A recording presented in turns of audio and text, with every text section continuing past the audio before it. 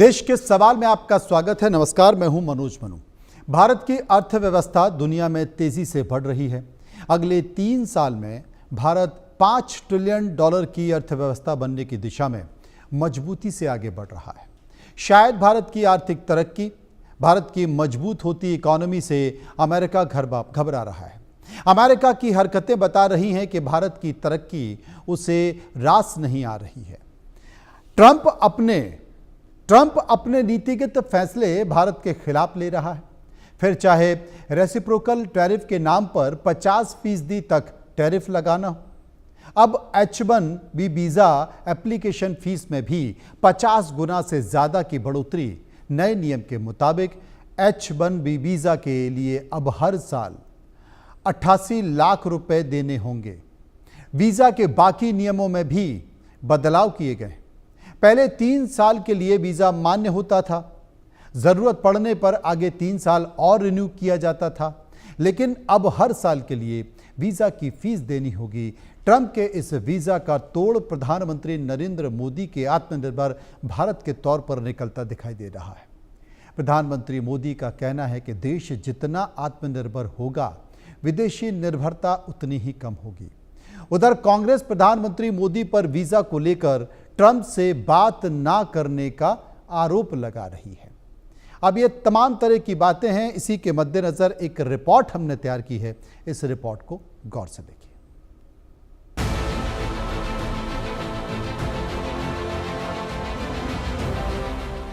Tariff बम के बाद America ने भारत को लेकर एक और बड़ा फैसला किया, जो भारत के खिलाफ है।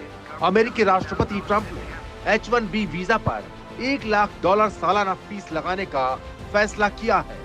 राष्ट्रपति ट्रंप ने शनिवार को ही व्हाइट हाउस में इस नए आदेश पर दस्तखत कर दिए हैं। नए नियम के मुताबिक अमेरिका 88 लाख रुपए सालाना फीस वसूलेगा। H1B वीजा के लिए पहले औसतन 5 लाख रुपए लगते थे। पहले 3 साल के लिए वीजा एप्लीकेशन फीस मान्य होती थी, जिसे 3 साल के लिए रिन्यू भी किया जा सकता था। अब 6 साल में 5 करोड़ 28 लाख रुपए लगेंगे, यानी 6 साल में 50 गुना से ज्यादा खर्च बढ़ जाएगा। 21 सितंबर 2025 से ट्रंप का यह नया नियम लागू होगा। जाहिर है, ट्रंप के इस फैसले के बाद भारत पर इसका गहरा असर पड़ सकता है। ऐसा इसलिए क्योंकि भारत की बड़ी संख्या में लोग जॉब के इरादे से अमेरिका का रुख करते हैं। भारतीयों को किस तरह से ट्रंप का फैसला प्रभावित करेगा, पहले इसे समझिए। अमेरिका हर साल लॉटरी से 85,000 से ज्यादा वीजा जारी करता है। ज्यादातर तकनीकी नौकरियों में इसका इस्तेमाल होता है। सबसे ज्यादा 72% भारतीय ही इसका इस्तेमाल करते हैं। 3 लाख से ज्यादा भारतीयों पर इसका सीधा असर पड़ेगा। कंपनियां सबसे अच्छे स्किल वालों को ही अमेरिका बुला सकेगी। भारत और अमेरिका के बीच ट्रेड डील को लेकर बातचीत भी चल रही है, लेकिन इस बीच ट्रंप के H1B वीजा के नए फैसले को लेकर प्रधानमंत्री मोदी ने आत्मनिर्भर भारत के संकल्प को फिर से दोहराया। प्रधानमंत्री मोदी ने ट्रंप के इस दांव को फेल करते हुए राष्ट्रीय ताकत और वैश्विक सम्मान के लिए आत्मनिर्भर बनने पर जोर दिया। उन्होंने कहा, दुनिया में हमारा कोई बड़ा दुश्मन नहीं है, हमारा दुश्मन है दूसरे देशों पर हमारी आत्मनिर्भरता। हमें मिलकर भारत के इस दुश्मन को हराना है। जितनी ज्यादा विदेशी निर्भरता, उतनी ज्यादा देश की विफलता। सबसे बड़ी आबादी वाले देश को आत्मनिर्भर बनना ही होगा। हमें चुनौतियों से टकराना होगा। हमें दूसरे देशों पर अपनी निर्भरता लगातार कम करते जाना होगा और अब भारत को आत्मनिर्भर बनकर दुनिया के सामने मजबूती के साथ खड़ा होना ही होगा। भाइयों और बहनों, भारत में सामर्थ्य की कोई कमी नहीं है, लेकिन आजादी के बाद कांग्रेस ने भारत के हर सामर्थ्य को नजरअंदाज किया। इसलिए आजादी के 6-7 दशकों बाद भी भारत वो सफलता हासिल नहीं कर पाया जिसके हम हकदार थे। पीएम मोदी ने विश्व शांति, स्थिरता और समृद्धि के लिए आत्मनिर्भरता को मूल मंत्र बताया। उधर अमेरिका के वीजा फीस बढ़ाने को लेकर कांग्रेस मोदी सरकार पर निशाना साध रही है। राहुल गांधी ने एक्स पर पोस्ट करते हुए लिखा, भारत के पास कमजोर प्रधानमंत्री है। राहुल ने 2017 का पोस्ट शेयर करते हुए उस वक्त भी पीएम मोदी पर H1B वीजा पर अमेरिका से बात नहीं करने का आरोप लगाया। कांग्रेस अध्यक्ष मल्लिकार्जुन खड़गे ने भी पीएम मोदी पर निशाना साधा। खड़गे ने एक्स पर पोस्ट किया, मोदी के बर्थडे पर जो रिटर्न गिफ्ट है उससे हर भारतीय दुखी है। राष्ट्रहित सबसे पहले है, गले मिलना और लोगों से मोदी मोदी के नारे लगवाना विदेश नहीं। बहरहाल ये सच है कि बड़ी संख्या में भारतीय अमेरिका की टेक इंडस्ट्री में बड़ी भूमिका निभाते हैं। वीजा फीस महंगी होने से भारतीय टैलेंट यूरोप, कनाडा, ऑस्ट्रेलिया और मिडिल ईस्ट के देशों की ओर रुख कर सकते हैं। ऐसे में जरूरत है देश को आत्मनिर्भर बनने की। आत्मनिर्भर भारत होगा तो देश का टैलेंट देश में ही इस्तेमाल हो सकेगा। Bureau report, India news. अब देश का सवाल क्या है? देश का सवाल है कि क्या अमेरिका बार बार भारत के खिलाफ फैसले ले रहा है? देश का सवाल है कि H1B वीजा की फीस में बढ़ोतरी से भारत को नुकसान होगा। देश का सवाल है कि आत्मनिर्भर भारत देश के टैलेंट को देश में नौकरी देने में मदद करेगा। देश का सवाल है कि टैरिफ पर मोदी के एक्शन से घबराकर ट्रंप ने वीजा नियमों में बदलाव किया है। क्या भारत को वो टेढ़ी आंखों से देख रहा है? तमाम तरह की चर्चा, इन्हीं सवालों के इर्द गिर्द हम बात करने की कोशिश करेंगे। आलोक मेहता जी, एडिटोरियल डायरेक्टर, इंडिया न्यूज, मेरे साथ मौजूद हैं। एम्बेसडर सुरेश कुमार गोयल साहब, जो कि पूर्व राजनयिक हैं, वो मेरे साथ मौजूद हैं। आदित्य कोठारी, जो कि पूर्व विदेशी मामलों के जानकार हैं, वो मेरे साथ मौजूद होंगे। चर्चा करेंगे, समझने की कोशिश करेंगे। सबसे पहले मैं चलूँगा आलोक मेहता जी के पास। आलोक जी, आखिर हम इसे कैसे देखें, कैसे समझें और कैसे जानें कि जो संकेत निकल कर आ रहे हैं, उन संकेतों के जरिए ये जो वीज़ा, पहले तो टैरिफ का टेरर दिखाया अमेरिका ने, अब वीज़ा को लेकर सख्ती दिखा रही है, तो भारतीय छात्रों को या भारत के जो पेशेवर लोग हैं, उन्हें कितनी परेशानी होने वाली है? देखिए मनोज जी, कल भी आपने चर्चा की थी जी। मैं तो पहले कहूँगा सैम पेट्रोदा साहब ने क्या कर रहे थे। सैम पेट्रोदा तो वहाँ राष्ट्र कांग्रेस के, ओवरसीज कांग्रेस के प्रमुख हैं। तो भारत की NRI की अपनी एक जो लॉबी है, उसका एक अपना महत्व है। लेकिन हाँ, ये सही है कि भारत के जो टैलेंटेड लोग हैं, जो पहले से वहाँ है, मान लीजिए पहले से जो काम कर रहा है या अभी छात्र है, उसके लिए एक बड़ी चुनौती हो गई कि वो भारत वापस आए या ब्रिटेन जाए, जापान जाए, जर्मनी जाए।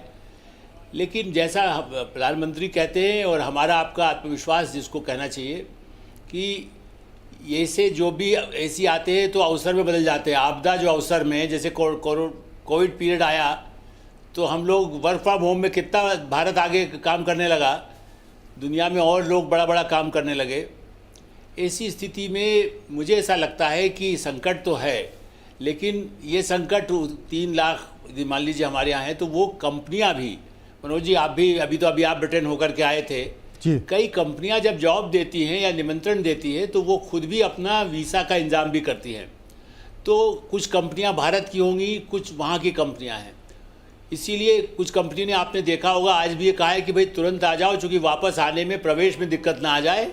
जो इस समय अमेरिका से बाहर कहीं यूरोप में है या कहीं पर घूमने गया हुआ है, कहीं भारत आया हुआ है, 24 घंटे में, चूँकि कंपनियों की जिम्मेदारी भी है, माइक्रोसॉफ्ट ने और उन कंपनियों ने तत्काल अपने एम्प्लॉइज से कहा कि आप रहो, चूँकि हम रखना चाहते हैं। तो कुछ तो कंपनियां इसका खर्च उठाती हैं जो इसको समझता हो। और यदि आपको 5 करोड़ तनख्वाह मिल रही है, उसमें यदि 88 लाख ले रहा है, तो और उसके बाद हो सकता है कि भारत प्रवासियों का भी दबाव पड़े। हम तो मैं तो आज भी निवेदन करूंगा कि राहुल गांधी को तो और ज़्यादा, चूंकि उनकी तो अमेरिका में लॉबी है, मैंने तो कल भी चर्चा हो रही थी हमारे यहाँ कि हो सकता है वो खुद अमेरिका ही जाने वाले हों। तो ऐसी स्थिति में भारत ऐसी स्थिति से निपटने के लिए जो अपने लोग यहाँ टेक्निकल लोग हैं, उससे अमेरिका को कई नुकसान होगा। और ये केवल अमेरिका के लिए नहीं है, माने भारत के लिए नहीं है, ये चीन, देखिए चीन और भारत के लोग बड़े पैमाने पर टेक्नोलॉजी में वहाँ पर है। हमारा 71% है, तो बाकी यदि 11% चाइनीज़ हैं, कोई यूरोपियन भी होगा, कोई और अफ्रीका का होगा। तो H1B वीज़ा ये भारत में जो राजनीति है उसको, अरे भारत के खिलाफ है भाई। ट्रम्प यदि कहता है कि मैं तो फर्स्ट इंडिया, कल से हम कहते हैं नेपाल वाले को नहीं आने देंगे या नेपाल वाले से इतना फीस लेंगे, तो एक संकट नेपाल में खड़ा हो जाएगा ना, हाहाकार मच जाएगा। तो नुकसान, हमारी स्थिति इतनी ख़राब नहीं है। हमारे यहाँ तो अमेरिका की कंपनी यहाँ आकर के बना रहा ना, एप्पल नोएडा में बन रहा है, सैमसंग भारत में बन रहा है। तो हमारे यहाँ लोगों की गुंजाइश होगी। ये सही है कि वो तनख्वाहें जो मिलती है भारत से जब जोड़ता है तो डॉलर में जो तनख्वाह मिल रही है, तो हमारे लोगों को एक आकर्षण होता है कि हम 5 साल काम करके, मैं भी 3 साल यदि जर्मनी में रहा तो सोचा चलो यहाँ काम करके अनुभव होगा। उस ज़माने में इतनी तनख्वाहें नहीं होती थी। लेकिन मेरा ऐसा मानना है कि जो भारत आने के लिए अवसर बनेगा, और भारत नुकसान अमेरिका को टेक्नोक्रेट कमी होगी, जो कांत ने भी कहा है। इसलिए, और सुरेश गोयल जी भी आपको बताएंगे कि कूटनीति में पहले भी कई बार झटके अमेरिका से इससे भी ज़्यादा मिले हैं। जी, मेरे पास मौजूद हैं सुरेश गोयल साहब, मौजूद हैं। सुरेश जी, मैं आपसे पूछना चाहता हूं, क्योंकि जिस तरीके से संकेत निकल कर आया है, ये पहली बार नहीं है। इसके पहले भी स्टूडेंट वीज़ा को लेकर, चाहे वो F1 हो या J1 हो, उसे लेकर भी इस तरह के संकेत निकल कर आए थे, उसे लेकर भी चर्चा हुई थी। और अब फिर से इस तरह की चीज़ें आ रही हैं। ये बात अलग है कि पहले 5 लाख रुपए लगते थे, अब 88 लाख रुपए लग रहे हैं, एक बड़ी रकम है। अमेरिका से इस तरह के संकेत निकल कर आएंगे, ट्रंप मैसेज देते रहेंगे, क्योंकि अगर हम या तो हम उनकी बात मान लें और नहीं मानेंगे तो वो बार बार इस तरह का फिलर देते रहेंगे। आप इस पूरे मामले को लेकर कैसे देखते हैं? देखिए, पहली बात तो ये है कि चाहे हमारे लिए इस फैसले में काफी नेगेटिव असर हमारे ऊपर पड़ेगा शुरू में, लॉन्ग टर्म नहीं समझता हूं मैं ये कि शॉर्ट टर्म में असर पड़ेगा। लेकिन ये जो पॉलिसी ट्रंप ने लागू करी है, ये केवल भारत को टारगेट करने के लिए नहीं है। हमको ये समझना चाहिए कि नुकसान होगा हमें शुरू में, लेकिन ये टारगेट भारत के लिए नहीं है। इसमें चीनी भी शामिल हैं, इसमें फिलीपाइंस के भी लोग शामिल हैं। साउथ ईस्ट एशिया से काफी बड़ी पॉपुलेशन वहां पर काम करती है, जो H1B वीजा के ऊपर है।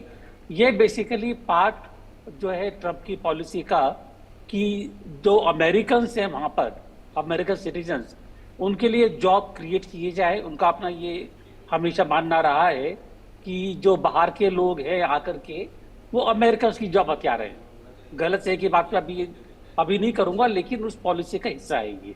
एक पहली बात तो ये है। तो हमें इसको भारत को टारगेट करा है ये नहीं समझना चाहिए। मैं इसलिए कह रहा हूं कि ये भारत और हमारी यूएसए की रिलेशनशिप काफी सेंसिटिव रिलेशनशिप है, खासतौर पर अभी ट्रेड और टैरिफ के बाद में। और आपने जिक्र किया था स्टूडेंट वीजा, तो काफी बीच में ये रोड ब्रेकर्स, स्पीड ब्रेकर्स आए हैं। तो मैं नहीं चाहता हूं कि हम एक ही स्पीड ब्रेकर और खड़ा हो बीच में, उससे नुकसान दोनों देशों को हो सकता है। दूसरी चीज, और ये आपको समझना चाहिए, अमिताभ कांत ने कहा है ये, और काफी लोगों ने कहा है ये, जो इन क्षेत्र के जानकार हैं, कि इससे अमेरिका की कंपनीज को ऑफशोरिंग करके ज्यादा बढ़ जाएगा। अब ऑफशोरिंग क्या होता है कि जो काम पहले अमेरिका में होता था और उसके लिए वो एक्सपर्ट्स को, प्रोफेशनल्स को रखते थे H1B वीजा के थ्रू, अब वो जॉब अमेरिका में ना रह करके जो दूसरे देश हैं वहां पर चले जाएंगे। ये जैसे कि बेंगलोर, हैदराबाद, गुड़गांव, जहां पर काफी सारी कंपनियां अभी भी जॉब्स को ऑफशोर के माध्यम से कर रही है। ये तो ये जॉब जो है इंडिया में आएंगी तो लॉन्ग टर्म में, बल्कि इससे इंडिया को फायदा होगा। ये तो हैरानी की बात यह है कि ट्रंप ऐसा कदम उठा रहे हैं जो कि जानते बूझते कर रहे हैं, और ये पता नहीं है कि इससे नुकसान अल्टीमेटली यूएसए को ही होगा। जब ऑफशोरिंग करेंगे तो उसमें टाइम लगेगा, 1 साल 1.5 साल लगेगा, लेकिन अल्टीमेटली मैं ये देखता हूं कि इससे फायदा भारत को होने वाला है डेफिनेटली। तो मैं नहीं समझता हूं कि हमको इस नियम से ज्यादा घबराना चाहिए या ज्यादा परेशान होना चाहिए। अमेरिका अपना डिसीजन ले रहे हैं, ट्रंप जो भी सोच समझ के ले रहे हैं, लेकिन इससे लॉन्ग टर्म में फायदा हिंदुस्तान का ही होने वाला है, क्योंकि जॉब्स यहाँ पर क्रिएट होंगी फिर। जी। जी जी आप जी। मेरे साथ मौजूद हैं कोठारी साहब, जो कि विदेशी मामलों के जानकार हैं। उनसे हम समझने की कोशिश करेंगे। कोठारी साहब, क्या मानते हैं? पहले F1 J1 को लेकर तमाम इस तरह की बातें सामने आई और स्टूडेंट को लेकर एक कन्फ्यूज़न हुआ। वहाँ पर एक मानसिक दबाव भी उन छात्रों पर बना हुआ जो कि विदेश जाकर पढ़ाई करना चाहते थे। अब वीज़ा एप्लीकेशन को लेकर इस तरह की चीज़ें आ रही हैं। आप क्या मानते हैं, रोज़गार पर कितना असर पड़ेगा? जो टैलेंट है उस पर कितना असर पड़ेगा? मनोज जी, शुक्रिया। देखिए, सबसे पहले तो मैं जो एक बात कहूंगा कि जो भी देश इनवर्ड लुकिंग हो, अंदर की तरफ देखती हो कि हम अगर बाहर के लोगों को लॉकआउट कर देंगे और उससे हमारा देश इंसुलेट रहेगा, ये जो एक मानसिकता है, ये बेसिकली बहुत ही डेंजरस मानसिकता है। It's a very dangerous strategy, और ये उन्हीं के ऊपर में एक तरीके से बाज बन के गिरेगा। तो inward looking strategy is a very myopic way of looking at politics, जो कि ट्रंप साहब और उनके जितने भी इर्द गिर्द जितने भी उनके एडवाइजर्स है, जिस हिसाब से वो स्ट्रैटेजाइज कर रहे हैं, बेसिकली इनवर्ड लुकिंग एक शुतुरमुर्ग की तरह एक काम कर रहे हैं। रहा बात जो H1B एप्लीकेंट्स है, आलोक जी ने जैसा कहा कि 71% जो एप्लीकेंट्स है H1B के, जो बेनिफिशरीज है, वो ज़्यादातर हिंदुस्तान से आते हैं, वो भारत से आते हैं। तो कहीं ना कहीं उसका एक दबाव, एक फ़र्क हमें नज़र आएगा। जो स्टूडेंट्स, जो एस्पायरिंग स्टूडेंट्स है, जो यूनाइटेड स्टेट्स जाके पढ़ के फिर अपना फ्यूचर वहाँ पर बनाने का सोचते हैं, उनके ऊपर एक दबाव आएगा। वो अब यूनाइटेड स्टेट्स को as a first destination for higher studies नहीं देखेंगे। वो अब UK, ऑस्ट्रेलिया, कनाडा, न्यूजीलैंड जैसे मुल्कों में अपनी इन्वेस्टमेंट करेंगे फॉर हायर एजुकेशन। साथ ही साथ इसका जो बेनिफिशियरी होगा, जैसे एम्बेसडर गोयल साहब ने कहा कि ये जो H1B का दबाव जो आप बनाएंगे, तो नेचुरली ये जो जॉब्स है, जो H1B के जो जॉब्स कर रहे थे लोग, जो 85,000 जॉब्स जो अभी सालाना जो हो रहे थे, वो कोई इजीली रिप्लेसेबल जॉब्स है नहीं। क्योंकि ये आपको समझना होगा, ये 45 घंटे से 60 घंटे काम करने वाले लोग हैं। जो एवरेज अमेरिकन है वो ये काम नहीं करने चाहते हैं। इसी के वजह से Indians were probably the most suitable lot to fill in those jobs, क्योंकि वो लोग आराम से वो काम करते थे, क्षमता से वो काम करते थे, दृढ़ता से वो काम करते थे, जो अमेरिकन नहीं करना चाहते। तो ये इजीली रिप्लेसेबल नहीं होगा। तो एज अ कॉन्सिक्वेंस इसके ऑफशोरिंग अपॉर्चुनिटीज आएंगे। फर्स्ट बेनिफिशियरीज आएंगे आपके कनाडा और UK जैसे कंट्रीज, जहां पर एक टैलेंट पूल प्रेजेंट है। साथ ही साथ बैंगलोर, पुणे, गुड़गांव जैसे लोकेशंस है, जहां पर इन कंपनीज के ऑलरेडी लोकेशंस ऑलरेडी मैप्ड है। वहां पर ये इसके रिजल्ट्स आपको नजर आएंगे। बट साथ ही साथ इसके एक हायर बोल के एक टैक्सेशन अभी US में आने वाली है, जहां पर आउटसोर्सिंग पर भी, कि जो यूनाइटेड स्टेट्स में बेस्ड कंपनीज है, अगर वो आउटसोर्स करती है अपने जॉब्स को कोई दूसरे लोकेशन में, तो उनको 25% टैक्स एक्सचेकर को देना होगा। तो वो भी एक डिबेटेबल मामला है कि इसका बेनिफिट कितना आएगा। सो ये अभी फाइन प्रिंट्स है, ये अभी बहुत क्लैरिटी है नहीं इसमें। आई थिंक अभी 2-4 दिनों में इसकी क्लैरिटी और साफ आएगी, तब हमें समझ में आएगा कि इसका वाकई में कितना डेंट होने वाला है और इसका बेनिफिट कितना होने वाला है। बट एक चीज जो इंडिया को बेसिकली करना चाहिए, जो टैरिफ्स के बाद में हमने किया था, जैसे GST रिफॉर्म्स जो हमने किया, जिससे इंटरनल इकोनॉमिक एक्टिविटीज को हमने चर्न करने की कोशिश की और इंटरनल कंजम्पशन को बढ़ाने की कोशिश की, वैसे ही कॉर्पोरेट टैक्स स्ट्रक्चर में हमें थोड़ी चेंजेस लाने पड़ेगी। जो अभी भी है हिंदुस्तान में, जो हाई टेक्निकल इनोवेशन पे जो कंपनीज काम करती हैं, उन्हें 15% कॉर्पोरेट टैक्स भरनी पड़ती है। तो वैसे ही कोई टैक्सेशन पॉलिसीज लानी पड़ेगी, ताकि companies are much more invited to come and set up shop in India, और वो इंडिया में आके इन्वेस्टमेंट करें। जी मनोज जी। अब आलोक जी मेरे साथ मौजूद हैं। आलोक जी, जो नीति आयोग है उसके पूर्व CEO अमिताभ कांत से जब पूछा गया कि भाई अमेरिका ने यह फैसला ले लिया है तो इसका क्या होगा, अमिताभ कांत कहते हैं कि इससे अमेरिका का जो इनोवेशन है वही सबसे ज़्यादा प्रभावित होने वाला है। उन्होंने ये फैसला ज़रूर ले लिया है और इससे अमेरिका का लेबोरेटरीज, पेटेंट और स्टार्टअप जो है वो अब अमेरिका की बजाय बेंगलुरु, हैदराबाद, गुड़गांव जैसे शहरों में आ जाएगा। आप क्या मानते हैं? देखिए मनोज जी, अमिताभ जी ने बिल्कुल, मैंने इसलिए उनको कोट कर रहा था कि अमिताभ कांत चूँकि बहुत ही G20 में भी वही यहाँ के बहुत प्रमुख अधिकारी थे। आप ये देखिए कि उनकी बात इससे भी अधिक मैं तो मानता हूँ, क्योंकि वो लोग हो सकता है कि अफ्रीका जाए, चाइना भी जा सकते हैं ना।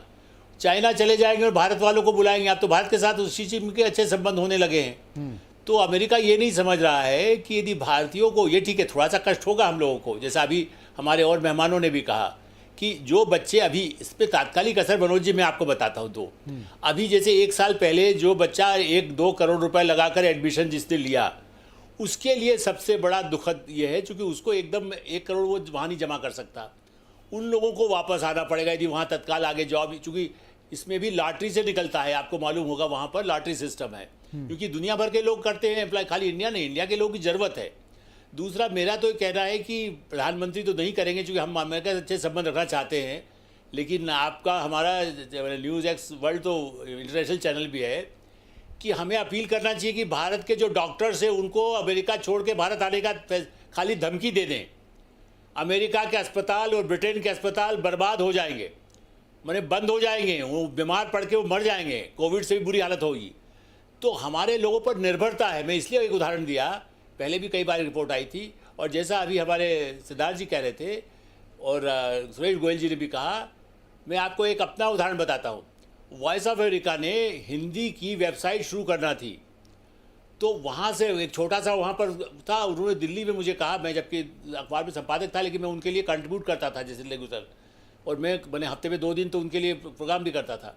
तो उन्होंने कहा कि साहब यहाँ से कर दीजिए। उनके आए सरीन और अमेरिकन जो प्रमुख डायरेक्टर हैं, और उसके साथ बातचीत होकर उन्होंने 2-3 जगह देखा। फिर हमने उस समय में आज से सन 2000 के आसपास वर्क फ्रॉम होम करके 3 हमारे पत्रकारों को लगा दिया। वो वेबसाइट में हिंदी की वॉइस ऑफ अमेरिका के लिए पैसा देते थे, और उस समय में आप अंदाजा लगाइए 70 हज़ार 1 लाख रुपया उन लोगों को मिल रहा था, आज से 25 साल पहले।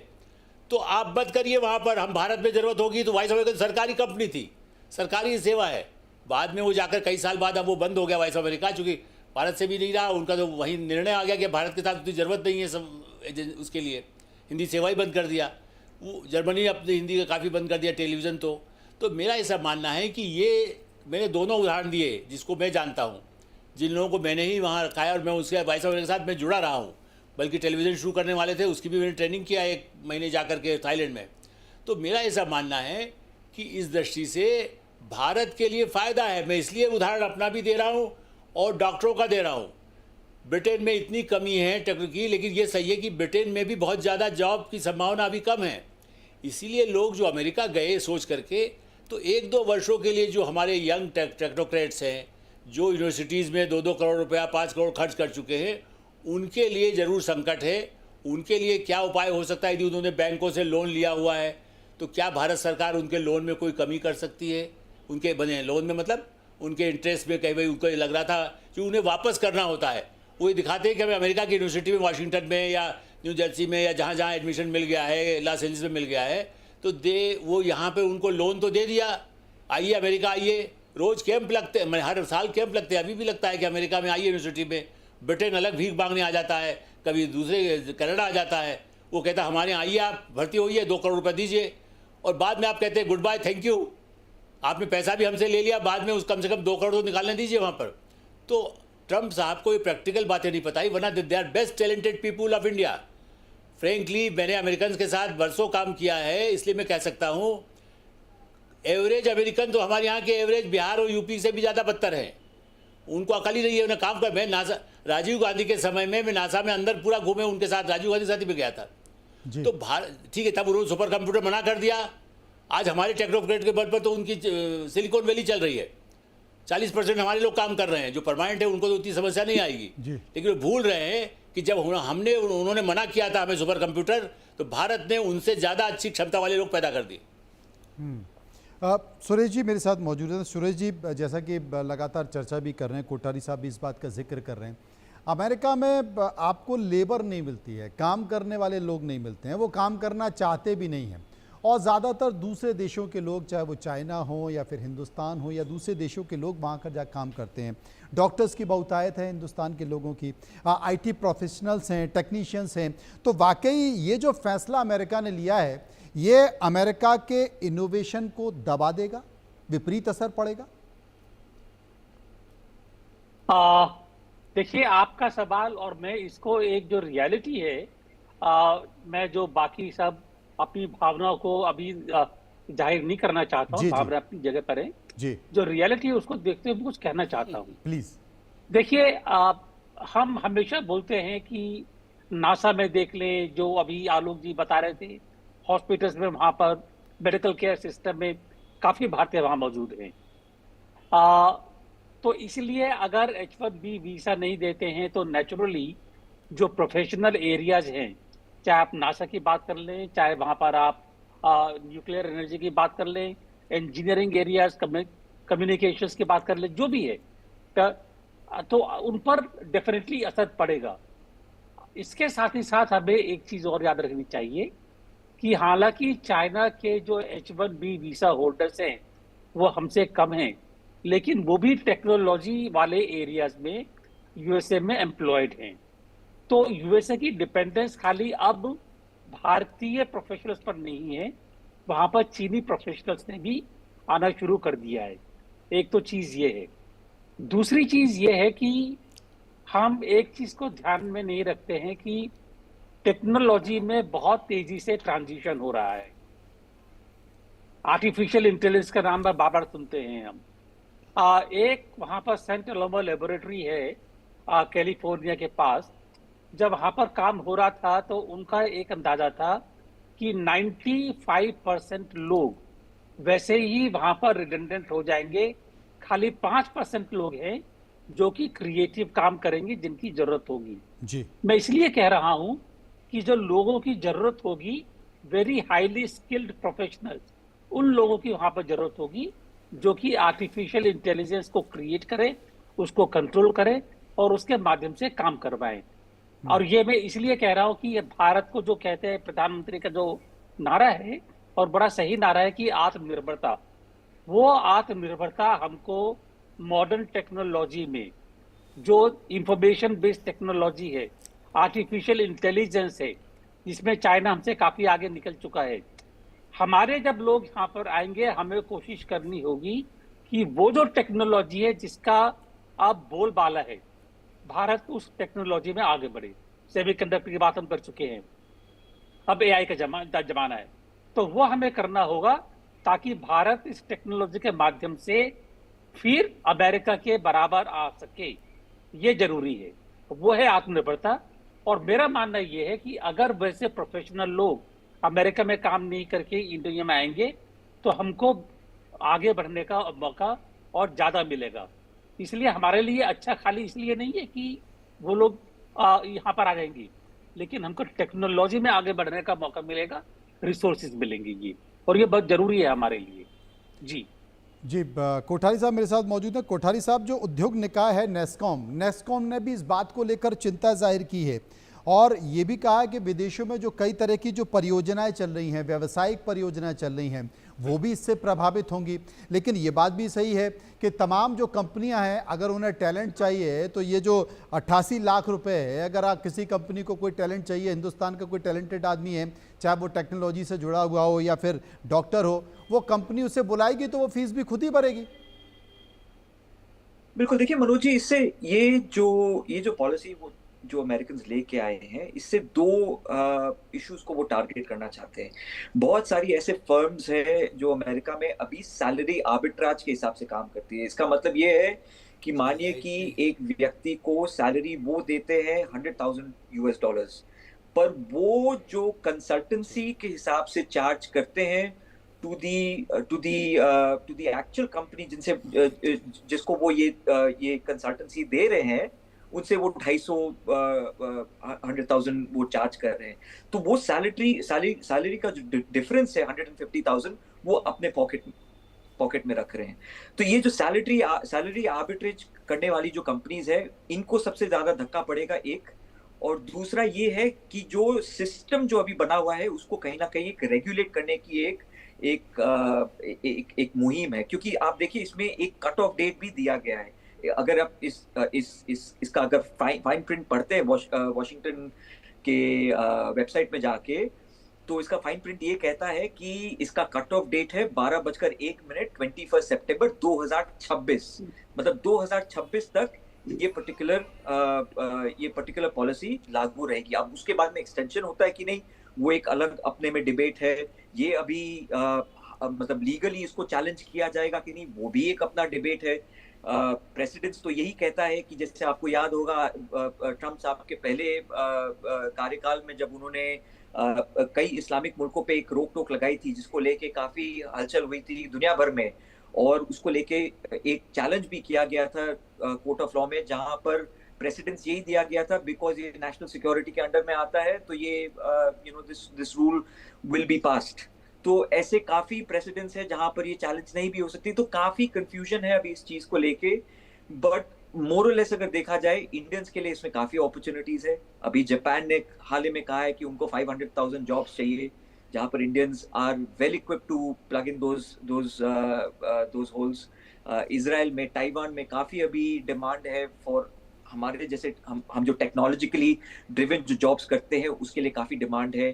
तो वहां पर हम ये प्लग कर सकते हैं। साथ ही साथ इंटरनली हमें एक ऐसा सिस्टम बनाना होगा, एक ऐसा इंफ्रास्ट्रक्चर बनाना होगा जहां पर हम ये सारे मुल्क से जितने भी फर्म्स हैं उनको हम बुला के यहाँ पर India becomes the hub for innovation and नई टेक्नोलॉजिकल इम्प्रूवमेंट के लिए हम वैसा एक सिस्टम बनाएं।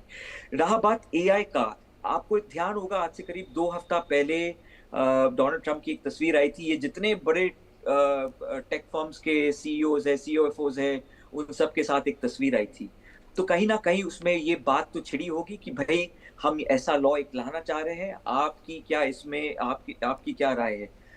मेरे ख्याल से मोस्ट ऑफ देम यही कहना चाह रहे होंगे कि भाई ये जो जॉब्स है इनको हम इजीली रिप्लेस कर सकते हैं विद एआई टूल्स। पर मेरा मानना यहाँ पर ये भी कहता है कि एआई टूल्स या जो एलएलएम मॉडल्स है इतने इजीली ये जॉब्स को रिप्लेस नहीं कर सकती, क्योंकि एलएलएम मॉडल्स में अभी भी ये काफी नेसेंट स्टेज पे है।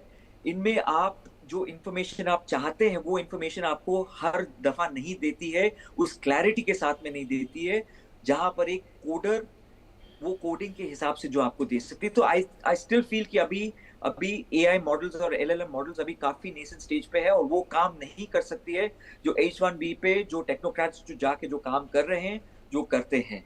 तो अभी भी मेरे ख्याल से अभी भी वो उसमें काफी खामियां हैं। जी मनोज जी। आलोक जी मेरे साथ मौजूद हैं। आलोक जी अभी इस बात का जिक्र कर रहे थे कि जो कट ऑफ डेट रखी गई है वो 2026 रखी है, और इसे लेकर बहुत कन्फ्यूज़न है। मुझे लगता है कि इस वक्त डोनाल्ड ट्रंप जितने भी फैसले ले रहे हैं, करीब करीब उन सभी फैसलों में कन्फ्यूज़न है। टैरिफ को लेकर 50% लगा दिया, संदेश आ गया कि भाई 25% कम किया जा सकता है, कुछ भी तय नहीं है। बड़ी अजीब सी स्थिति है इस वक्त अमेरिका में।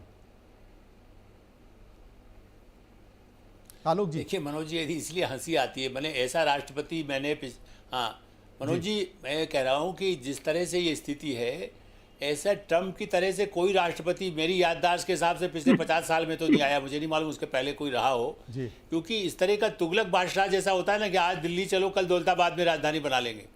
माने हमारे भारत के साथ नहीं है, चीन के साथ भी ये करता है, यूरोप के साथ कर रहा है।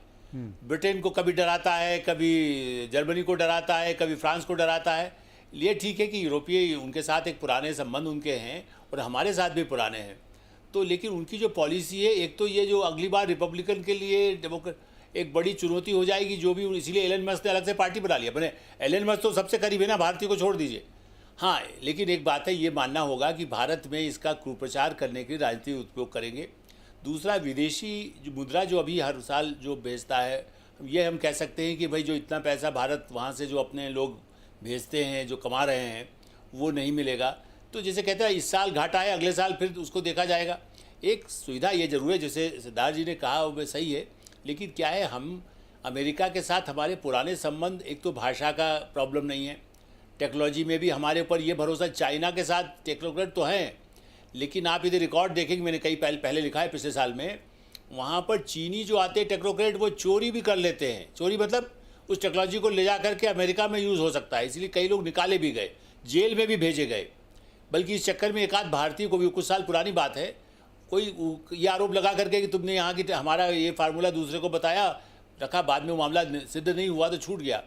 तो एक यहाँ समस्या ये है कि आप यदि जो कह रहे हैं कि केवल अमेरिकन करेगा, अमेरिकन नहीं जानता, और दूसरा चीनी पर आप कितना वो लोग भरोसा करेंगे, या मैंने जैसा कहा कि वो चीन वाला ही वो कंपनी यदि वहाँ कहेगा ठीक है, एलन मस्क जैसे अपना वहाँ बेचते हैं सबसे अधिक सामान, कार बेचते हैं, तो वो उनकी कंपनियाँ चीन चली जाएंगी, अफ्रीकन चली जाएंगी, यूरोप के, अभी ब्रिटेन के पास भी बहुत स्थिति, उनको चाहिए पैसा, ट्रम्प अभी गए थे कल 2-4 पिछले हफ्ते ही। ऐसी स्थिति में मेरा ऐसा मानना है कि ट्रम्प आत्मघाती कदम उठा रहे हैं भारत को, बल्कि भारत में इसीलिए लोगों को समझाने की जरूरत है कि अपोजिशन वाले जो हर चीज़ में राजनीति करते हैं, सोचना चाहिए कि नहीं नहीं भैया, ट्रम्प का बेड़ा गर्क हो रहा है ना, भारत का बेड़ा गर्क मत कहो। ठीक है, थोड़ा समय तो होता है जिनके मन में आकांक्षा अमेरिका ही जाके रहेंगे। अरे आप इसको छोड़िए ना, टूरिस्ट वीज़ा के लिए कितनी दिक्कत हो गई है जी। आप आज मनोज जी मांगेंगे, आपको 6 महीने लगेंगे अब मिलने के लिए, टूरिस्ट वीज़ा नहीं मिल रहा है। तो अमेरिका क्या चाहता है? टूरिस्ट नहीं आएगा तो उनका इकोनॉमी, हमारे नुकसान क्या होगा? हम कहेंगे दूसरे के जाओ, भारत में घूमो ना, अच्छा है, जो प्रधानमंत्री नरेंद्र मोदी कहते हैं। इसलिए सेल्फ रिलायंस का जो हमारा टारगेट है, उस दृष्टि से निश्चित रूप से भारतीयों को थोड़ा सा यदि सेक्रीफाइस तो करना हो सकता है, साल 6 महीने आप हो सकता है। कई बार आप कोविड में आपने कहा ना भाई, इस समय लोगों की तनख्वाह थोड़ी कम हो जाएगी तो काम चल जाएगा। ऐसे ही ये एक तात्कालिक समस्या है, लेकिन स्थायी रूप से अमेरिका को ही ज़्यादा नुकसान होगा। इसलिए नहीं कि मैं भारतीय हूँ, प्रैक्टिकली ये बिजनेसमैन से भी कहेंगे।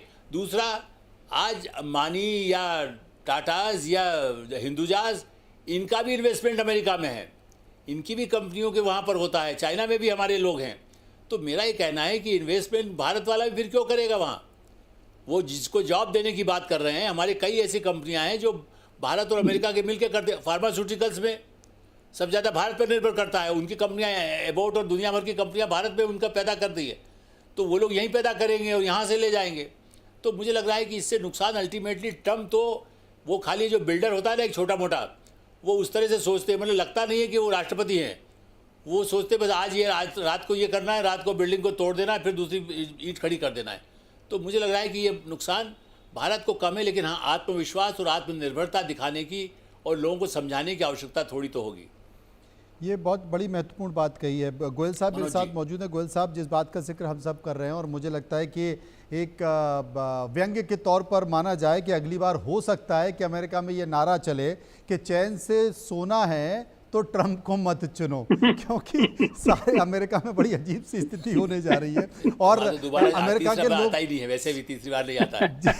सोकर उठे और पता नहीं ट्रम्प सुबह उठकर कौन सा फैसला ले लें। जिस अमेरिका को लगातार कोस रहे थे, आतंकवाद के मुद्दे पर, अब जिस पाकिस्तान को कोस रहे थे, उसी पाकिस्तान के साथ, प्रधानमंत्री के साथ, सेना अध्यक्ष के साथ, मुनीर के साथ, अब वो बिजनेस खेल रहे हैं, बिजनेस डील खेल रहे हैं, रेड कारपेट बछाकर जो है उनको अपनी आमंत्रित कर रहे हैं। और इस बीच गोयल साहब, सबसे बड़ी बात है, क्या वाकई, क्योंकि तमाम देशों में तो है, अमेरिका में बड़े सुरक्षित माने जाते थे, अभी हाल ही में तेलंगाना के जो सॉफ्टवेयर इंजीनियर हैं, अमेरिका में पुलिस ने गोली मार दी, उनकी हत्या कर दी, और मंगलवार को ही एक गुजरात की लेडी को भी गोली मारकर हत्या कर दी। तो ये नस्ल भेद और सुरक्षा भारतीयों को लेकर ये भी एक बड़ा मुद्दा है। जी बिल्कुल ठीक कहा आपने मनोज जी। मैं आपके माध्यम से 2 चीजें कहना चाहूंगा। मैं ट्रम्प की बात छोड़ता हूं, क्योंकि ट्रम्प विल रिमेन ट्रम्प। वो कल क्या कर रहे हैं, आज क्या कर रहे हैं, परसों क्या करेंगे, वो मेरी समझ से बाहर की बात है, तो छोड़ देते हैं। हमें अपने आप को संभालना है। तो जब मैं एक चीज कहना चाहूंगा, मेरा अपना खुद का एक्सपीरियंस है। राजनीति के तौर पर हमने बाहर भी काम किया है, यहाँ पर भी काम किया है। एक कॉन्सेप्ट होता है परचेसिंग पावर पैरिटी, जिससे कि जीडीपी को कंपेयर करते हैं। हमारी जो परचेसिंग पावर पैरिटी है वो 4 के करीब है, जिसका मतलब ये है कि अगर हमारी जीडीपी इस टाइम पर 3 ट्रिलियन है, वो पीपीपी के बेसिस पर 12 ट्रिलियन करीब हो जाती है ये। इसका मतलब ये है, देखिए, कि जिसको वहां पर अमेरिका में तनख्वाह मिलती है $10,000, लेकिन इंडिया में आने पे तनख्वाह मिलती है $3,000 या $4,000 मिलेगी, 3.5 लाख या 4 लाख रुपए। उसके 3.5 या 4 लाख रुपए भारत में एक्चुअल वैल्यू में वहां के अमेरिका के $10,000 से ज्यादा है ये। और जो प्रोफेशनल्स, ये मैं जानता हूं पर्सनल तौर पर, जो आए हैं अमेरिका से और अब बेंगलोर में, हैदराबाद में सेटल हो गए हैं, उन सबका कहना यह है कि हमारी तनख्वाह यहाँ पर आधी है, लेकिन quality of life, quality of living वहां से दुगनी ज्यादा अच्छी है। आपको मेड मिल जाती है, खाना बनाने के लिए आ जाते हैं, सफाई के लिए ये नहीं कि आप सवेरे उठ करके वैक्यूम कर रहे हैं। वो सब जो सुविधा यहाँ पर मौजूद है वो अमेरिका में नहीं है ये। तो मैं ये समझता हूं कि आपके माध्यम से जो हमारे भारतवासी हैं, जो भारतीय सिटीजन्स हैं, जो परेशान हो रहे हैं कि अब हमारे को H1B वीजा नहीं मिलेगा तो हम क्या करेंगे, उनको एक संदेश पहुंचाया जाए कि अल्टीमेटली अमेरिका के पास कोई ऑप्शन नहीं होगा बजाय इसके कि वो जॉब ऑफशोर करें।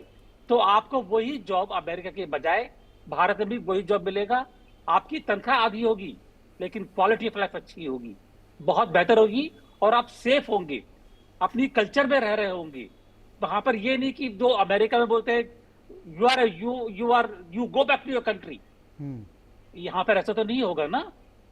सही बात। तो मेरे ख्याल है ये संदेश जाना चाहिए कि आप खुश रहेंगे, ज्यादा अच्छा काम करेंगे, तनख्वाह आधी होगी लेकिन उसकी कीमत अमेरिका से बहुत ज्यादा होगी जी। तो मैं समझता हूं कि एक जो दुख है थोड़ा इसका, वो काफी कम हो जाएगा जी। और मुझे लगता है कि शायद अपने देश में बहुत सारी चीज़ें भी हैं जिसका जिक्र अब खुद गोयल साहब कर रहे थे। इस बीच एक खबर आ रही है, सभी लोग मौजूद रहे मेरे साथ। एक खबर आ रही है कि ट्रंप ने H1B वीज़ा की फीस बढ़ाने के फैसले के बाद टेक कंपनियों ने अपने कर्मचारियों को ईमेल भेजकर अपील की है। वो अपील क्या की है एक बार मैं बता देता हूं। वो उन्होंने कहा है कि कर्मचारियों को जो अपील की है उसमें मेटा, माइक्रोसॉफ्ट, अमेजॉन के अपने कर्मचारियों को एडवाइजरी जारी की है। अपने कर्मचारियों से अमेरिका से बाहर ना जाने की अपील की गई है। अमेरिका से बाहर गए कर्मचारियों को जो ईमेल है वो भेजा गया है। H1B, H4 वीज़ा होल्डर से अमेरिका वापस लौटने की अपील की गई है और सभी से कहा गया है कि 24 घंटे के भीतर अमेरिका वापस लौटें और H1B वीज़ा होल्डर से 14 दिन तक अमेरिका ना छोड़ने की अपील की गई है। कोठारी साहब मेरे साथ मौजूद हैं। कोठारी साहब, अगर ये मेल भेजा गया है, ये एडवाइजरी जारी की गई, तो इसके पीछे का कारण क्या हो सकता है? मनोज जी, आप सोच के देखिए ये कैसी गवर्नमेंट होगी जो इतने इनह्यूमनली ऐसे पॉलिसीज लाती हो, जहां पर इतना प्रेशर, इतना दबाव बनाया जाए लोगों पर, फैमिलीज पर जो छुट्टियों पे गई हो, जो शादी अटेंड करने के लिए गए हो, जो अपने माँ बाप से मिलने गए हो, और उनको ऐसे इस हालत में, इतने प्रेशर में 24 घंटे में सब चीज छोड़ छाड़ के वापस अमेरिका लौटना पड़े। तो ऐसा प्रेशर और पैनिक सिचुएशन इन्होंने क्रिएट कर दिया है विथ एब्सोल्यूट माइंडलेस पॉलिसी, क्योंकि इसमें कोई क्लैरिटी नहीं थी। जैसे मैंने आपसे पहले भी कहा कि 1201 EST टाइम 2025 से ये लागू रहेगी और 2026 तक 1 साल की इसकी वैलिडिटी है इस पॉलिसी की। तो नेचुरली क्योंकि अभी इसकी कोई क्लैरिटी नहीं है, तो करंट जो H1B होल्डर्स है जो अभी ऑलरेडी काम कर रहे हैं इन सारे कंपनीज में, जहां पर Amazon अभी हाईएस्ट अमाउंट पे है, Amazon के मेरे ख्याल से करीब 1000 के ऊपर है, 10,000 के ऊपर एप्लीकेंट्स है H1B के, इन्फोसिस के करीब 8000 है, गूगल के करीब 5.5 है, वगैरह वगैरह। तो 71% हमारे हिंदुस्तान से जो आए हुए लोग हैं वो बेनिफिशियरीज है, और उनके ऊपर इतनी दबाव के साथ, इतने प्रेशर के साथ, ऑलमोस्ट जैसे महसूस हो रहा है कि आप भाई कहीं आप सरहद में कहीं आप वॉर लड़ने जा रहे हो, सब चीज छोड़ छाड़ के you have to get on to the battlefield. तो ऐसा एक माहौल क्रिएट कर दिया गया, which is a very sad and inhuman way of treating the most brilliant minds in the world. क्योंकि आज आपको देखना होगा, ये जो H1B वीजा है ये कोई मामूली वीजा तो है नहीं, ये उन्हीं को दिया जाता है जो एक तरीके से जीनियस माइंड्स है, जो दृढ़ता के साथ अपना काम करते हैं, परिश्रम के साथ अपना काम करते हैं, who are really hard working people। और आप उनके ऊपर अगर ऐसा दबाव डालोगे, so you are basically creating an environment of complete non investor friendly. But at the same time देखिए मनोज जी, एक और बात हमें याद रखनी पड़ेगी, हिंदुस्तान के हिसाब से देखा जाए इसी साल 3500 इंडियन जो मिलियनर्स और बिलियनर्स है वो देश छोड़ के जा रहे हैं। वो देश इसलिए छोड़ छोड़ के जा रहे हैं because of various reason, because of taxation policies, because of कहीं पर लाइवलीहुड का पॉलिसीज बेटर है या स्कूलिंग सिस्टम्स बेटर है। तो ये इन्वायरमेंट इंडिया को भी एक तरीके से बेहतर बनाना होगा टू कंट्रोल ये जो हमारा जो एक माइग्रेशन हो रहा है of minds end of wealth, इसे हमें यहाँ पर रखना पड़ेगा और इसके लिए आपको वैसा एक इंफ्रास्ट्रक्चर रेडी करना पड़ेगा मनोज जी, नहीं तो बहुत प्रॉब्लम्स आने वाले हैं इन द फ्यूचर। आलोक जी, दोनों देशों के बीच जब इस तरह की चीज़ होती है कि आप अपने दोनों देशों को व्यापार के लिए, युवाओं के रोजगार के लिए खोलें, और भारत लगातार किया। आप देखिए कितना मुश्किल था स्टारलिंक का भारत आना, और जब स्टारलिंक के भारत आने की चर्चा हुई, सरकार कैबिनेट में जाकर सरकार ने वो तमाम पॉलिसी को अप्रूव्ड किया, तो आपको भी पता होगा कि देश के अंदर, भारत के अंदर जो काम करने वाले टेलीकॉम में लोग हैं वो सुप्रीम कोर्ट चले गए, वो इस बात का विरोध कर रहे थे, लेकिन सरकार ने बीच का रास्ता निकाला। आज अगर भारत स्टारलिंक के खिलाफ कोई बड़ा संदेश ले ले तो? बिल्कुल मनोज जी, आपने जो कहा बिल्कुल मैं इससे सहमत हूँ कि भारत सरकार के पास भी कई ऐसे कदम हो सकते हैं जो बदले की कार्रवाई हो जी, लेकिन इसीलिए मैंने कहा भारत सरकार बड़ी उससे चलती है धैर्यपूर्वक, जिसको कह सकते हैं संयम के साथ कि अब निपटना है। देखिए आतंकवादी हमला हुआ तो ये नहीं किया कि अगले दिन जाकर के हमने हमला कर दिया, हमने सोच समझ के रणनीति बना करके पाकिस्तान के आतंकवादी ठिकानों को ख़त्म किया। इसी तरह से अभी तो देखिए, इसीलिए तो ट्रम्प साहब तो रोज़ मोदी जी की तारीफ़ कर रहे हैं। अब वो यहाँ पर लोग कुछ भी उसकी बात कहें, सही बात यह है कि वहाँ एक उनको दबाव है कि नहीं, व्यापार में ऐसा ना हो कि पूरा हाथ से निकल करके ये चीन और रूस के साथ चले जाएं। ऐसी स्थिति में मेरा ऐसा मानना है कि ये जो कदम है इसका निश्चित रूप से एक असर, दुष्परिणाम तो अमेरिका को है ही। हाँ, जैसा अभी सुरेश जी ने भी कहा, मैं मानता हूँ कि इसका तात्कालिक कुछ न कुछ हमें तकलीफ़ महसूस होगी, और जिस तरह के फैसले किए गए तो भारत सरकार भी कुछ ऐसे, भाई मान लीजिए उनके जो लोग आ रहे हैं उनके लिए हम वीज़ा फीस और बढ़ा देंगे, कई तरह के ऐसे हैं, उनके राजनयिक आते हैं, उनके और लोग आते हैं, भारत तो उनके लिए दिखाई देता है जैसा अभी कहा गया। और एक और बात है, वैसे अभी मैं उसमें थोड़ा सा संशोधन करूंगा, जो सिद्धार्थ जी कह रहे थे, बाहर के इन्वेस्टमेंट करने के लिए एक और आप सोचिए, चाइना कितना इन्वेस्ट करता है बाहर, चाइना मरे जा रहा है भारत में आने के करने के लिए। तो भारत के लोग भी बाहर जाके भी, ये ठीक है कि भारत पे पूंजी लगाएं, मैं उसके पक्ष में हूँ, लेकिन हम विदेशी पूंजी आ रही है ना उतने बड़े पैमाने पर, रिकॉर्ड विदेशी पूंजी निवेश भारत में हुआ है, तो हमारे लोग यदि थोड़ा जाकर के बाहर लगाएं तो भारत की लॉबी स्ट्रांग होती है। जैसा मैंने कहा, चीन में मनोज जी, मैं उस जगह हो के आया हूँ शंघाई में 2006 और 2006-07 के आसपास, अडानी की तब वहाँ कंपनी थी शंघाई के पास, जो औद्योगिक बस्ती है जी। तो ऐसा नहीं है, यदि हमारी कंपनी, हमारे यहाँ की कंपनियाँ वहाँ भी जाकर के करे तो उसका असर पड़ता है। मैं तो कह रहा हूँ पाकिस्तान हमारे साथ संबंध खराब है, वरना हम पहले आज से 10 साल 15 साल पहले तो कहते थे कि भाई हम तो वहाँ भी उनको मदद कर सकते हैं, बांग्लादेश में हमारे जाके मदद कर देंगे, पैसा लगा देंगे यदि वो आतंकवाद छोड़ दें। तो मेरा ये मानना है कि हम लोग तो अफ्रीका में हमारे लोग इन्वेस्ट करते हैं, क्यों नहीं करना चाहिए, लेकिन हाँ वहाँ से हमें यहाँ भी सुविधाएँ, जो कानून ब्यूरोक्रेसी है, सुरेश जी बात अच्छा बताएंगे, विदेश मंत्रालय खुद भी परेशान कई बार रहा है, और अब तो लाइसेंस राज काफ़ी हद तक ख़त्म हुआ है, लेकिन हाँ फिर भी जो ऐसे छोटे छोटे नियम कानून हैं जिसकी वजह से इन्वेस्टमेंट में दिक्कत आती हो, चाहे विदेशी हो चाहे देश का आदमी हो, छोटे एंटरप्रेन्योर कितने बड़े पैमाने पर आए हैं सेल्फ रिलायंस के चक्कर में, तो बाहर जाने वाले भी हैं। लेकिन मैं तो मानता हूँ कि भारत जाकर के भी हम डंडा, जो पैसा देगा तब तो वो मालिक की तरह काम करता है ना। हाँ, जैसा अभी सुरेश जी ने बहुत अच्छी बात कही थी कि भारत में आकर के जो रहेगा तो उसको जो सुविधाएँ हैं, मैंने क्या कहा, आज से मैं उतने साल पहले 82 में भारत इसलिए आया कि भारत में सुविधाएं हैं, आज गाड़ी है, आपके पास सुविधाएं हैं, वहाँ की तनख्वाह भी लेने के बाद भी जो अब जर्मनी या ब्रिटेन में जो लोग हैं उससे ज़्यादा अच्छी स्थिति में मैं रह रहा हूँ। तो ये समझेंगे हाँ ठीक है, तनख्वाह डॉलर में कन्वर्ट करेंगे रुपीज़ में तो आपको ज़्यादा मिल रही है, भारत में आकर के अधिक, हाँ लेकिन उसके लिए संभावनाएँ होनी चाहिए, कंपनियों के लिए सुविधा होनी चाहिए। ये जो बाहर या बम्बई में तो चलता है, बिहारी को भगा दो, यूपी को वाले को भगा दो, तो ऐसे थोड़ी बिजनेस होगा। इसके लिए, इसीलिए जागरूकता की आवश्यकता है। आप बिहारी को नहीं आने देंगे तो अमेरिका से कोई आके क्या काम करेगा, वो कहेगा भाई तो मैं बिहार में पैसा लगाया, मैं कैसे भारत में आऊँगा। तो इससे भी ज़्यादा आवश्यकता, इन्वेस्टमेंट ज़्यादा इस बात की भी है कि ये जो मानसिकता पॉलिटिकल सोशल जो किया जाता है, ये भेदभाव नहीं होगा, दुनिया एक है, विश्व बंधुत्व की बात ही तो भारत ही तो करता है, हम ही तो सबसे बड़ा हमारा नारा है इस बात का। तो हम तो लगता है कि भारत विदेशी कई ब्रिटिश जो डिप्लोमेट रहे हैं वो 3-3 महीने यहाँ रहते हैं। सुरेश जी जानते होंगे, यहाँ तो डिप्टी हाई कमिश्नर रहे हैं, अभी मैं पिछले साल उनसे मिला लंदन में, तो वो तो उनको लगता है कि वे 3 महीने छुट्टियाँ भारत में बिताओ, ज़्यादा अच्छा रहेगा। तो ऐसी स्थिति में ऐसे लोग हैं जो भारत में देखते हैं संभावनाएं। हाँ, भारत वालों को भी इससे अकल लेना चाहिए कि ट्रंप यदि अपना अपना करता है, अमेरिकन हूँ, जर्मन कहता है मैं जर्मन हूँ, ब्रिटेन में 1 लाख लोगों का प्रदर्शन हो गया, वो अवैध लोगों के लिए है, वो अलग बात है, लेकिन फिर भी इस तरह की जो भावना वहाँ का जो पैदा हो रहा है वो भारत में नहीं होना चाहिए।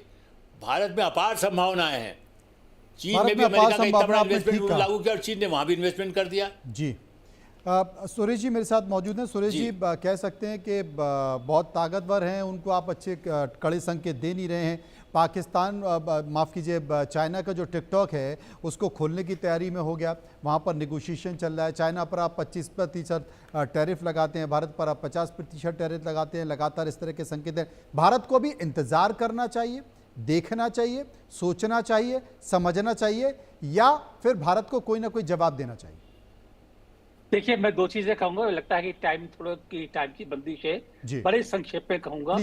पहली बात तो मैं बिल्कुल सहमत हूं आलोक मेहता जी से, जो उन्होंने कहा कि हमारी जो भी एक्शन हो, जो भी पॉलिसी हो, वो पॉलिसी और एक्शन रिटेलिएशन की हम बदला लेने के लिहाज से करें, वो नहीं होना चाहिए। बदला लेने से अपना नुकसान भी हो सकता है। हमें सोच समझ के कि हमारा फायदा किस चीज में है, हमारे लिए क्या बेहतर है, हमको वो करना चाहिए, बजाय इसके कि भाई तुमने हमारे पर टैरिफ लगाया, हम तुम्हारे पर लगा देंगे, तुमने हमारे पर H1B वीजा की फीस बढ़ाई, हम तो तुम्हारे लोगों को आने नहीं देंगे, उससे कोई फायदा नहीं होगा। दूसरी चीज, मैंने पहले भी कहा कि ये जमाना जो मॉडर्न टेक्नोलॉजी का है, ट्रांजिशन हो रहा है, ये अगर हम अपनी पॉलिसीज को ऐसा बनाएंगे कि जो क्वालिफाइड लोग हैं, चाहे भारतीय हो, अमेरिकन हो, जापानीज हो, चाइनीज हो, जो भी हो, मेरे को चाइनीज से कोई ऐसा वो नहीं है कि वो यहाँ पर आकर काम नहीं कर सकते हैं। निगाह रखिए आप उनके ऊपर, ठीक है, हमारे पास कैपेसिटी है, लेकिन अगर काम करना चाहते हैं, काम करें। कि वो जो यहाँ पर हमको टेक्नोलॉजी चाहिए ताकि वहां से एम्प्लॉयमेंट अपॉर्चुनिटी हो, उन लोगों को फिर यहाँ पर भारत आने में एक अट्रैक्शन होगा कि हमको अमेरिका से ज्यादा भारत में सुविधा है, वहां पर अपॉर्चुनिटी ज्यादा है। 2-3 चीजें करनी है हमें बिना घबराए। और मेरा अपना अनुभव यह है कि हमारी इंडस्ट्री और हमारे जो टेक्नोलॉजिस्ट हैं वो ये काम काफी बेहतर जानते हैं। अगर उनसे हम सलाह लें, उनसे बात करें, तो काम करने में कोई दिक्कत नहीं होनी चाहिए। जी, बहुत बहुत शुक्रिया करूंगा मैं सबका। कोठारी जी का शुक्रिया करूंगा, आलोक जी का करूंगा, सुरेश कुमार जी का करूंगा, जो विस्तार से मेरे साथ इस मुद्दे पर चर्चा कर रहे थे। और देखना होगा कि क्या अमेरिका इसे अपनी गलती मानता है, 2026 के बाद विचार करता है, या हो सकता है कि पहले कोई सुधार करे। फिलहाल रुकेंगे यहाँ पर कुछ पलों के लिए। बाकी खबरों के लिए आप चलते रहिए इंडिया न्यूज़ के साथ। नमस्कार। यशस्वी प्रधानमंत्री